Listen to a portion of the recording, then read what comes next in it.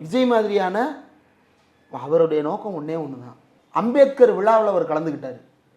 அந்த விழாவினுடைய ஒரு பாதிப்பாகவும் நான் அதை பார்க்கிறேன். பாசிட்டிவான பாதிப்புன்னு நினைச்சிடாங்க, நெகட்டிவ் தான். விஜயை பற்றி என்னிடம் பாசிட்டிவாக சொல்வதற்கு எதுவுமே கிடையாது. அம்பேத்கர் விழாவில் இவர் உள்ள பேசிகிட்டு இருக்கிறாரு. பேசும்போதே உள்ளேருந்து ஒரு பெரிய குரூப் வெளியே எந்திரிச்சு வந்தது. வெளியே வந்து பேட்டி கொடுத்தாங்க. என்னன்னு பேட்டி கொடுத்தாங்க? என்னங்க எல்லாமே வந்து ஒரு குறிப்பிட்ட சாயமாகவே தெரியுதுங்க அப்படின்னாங்க. ஓப்பனாக இடைநிலை சாதியை சேர்ந்த விஜய் ஆதரவாக தங்களை காட்டிக்கொள்வதற்காக முன் வந்தவர்கள் அம்பேத்கர் படத்தை பார்த்தோன்னே வெளியே தெரிச்சிட்டாங்க. இப்ப இவங்களை உள்ள கொண்டு வரணும். இப்படி வெளியே போன சாதிவெறி கூட்டத்தை உள்ள கொண்டு வரணும். எப்படி கொண்டு வர போறோம்? சாதிவாரி கணக்கெடுக்க எடுக்க சொல்லுவோம். வாங்க, நீங்க சாதிவாரி கணக்கெடுப்புனா எல்லா ஜாதியும் குஷியாயிரும்.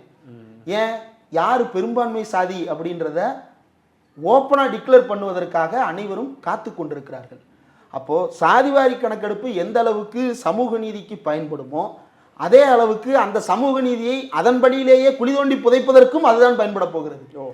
ரெண்டையுமே நம்ம சேர்த்து தான் புரிஞ்சுக்கணும். சாதிவாரி கணக்கெடுப்பை நம்ம இப்போ மறுக்கலை, கண்டிப்பாக எடுத்தே ஆகணும்.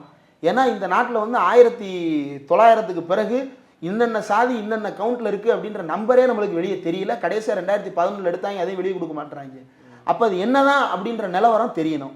ஆனால் அது சாதகமாக பயன்படுத்துபவர்களும் பயன்படுத்துவார்கள், அதை தங்களுடைய சாதியின் மேலமை தன்மையை நிலைநாட்டிக் கொள்வதற்கும் பயன்படுத்துவார்கள். அது அரசியல் கணக்கீடுகளே மொத்தமாக மாற்றும். அப்போ அதற்கும் பயன்படுத்துவதற்கு காத்து கொண்டிருக்கிறார்கள். இந்த ரெண்டு குரூப்ல விஜய் யார் பக்கம் நிற்கிறாரு?